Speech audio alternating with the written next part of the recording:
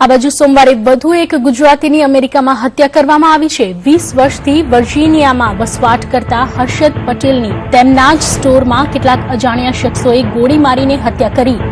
આણંદમાં વસતા હર્ષદભાઈના પરિવારમાં શોકનો માહોલ છવાઈ ગયો છે। ઊંડા આઘાતમાં રહેલા તેમના પરિવારજનોને સાંત્વના આપવા ગામના લોકો તેમજ સંબંધીઓ મોટી સંખ્યામાં આવી પહોંચ્યા। દરેકને અમેરિકામાં એકલા રહેતા હર્ષદભાઈના પરિવારની ચિંતા સતાવી રહી છે।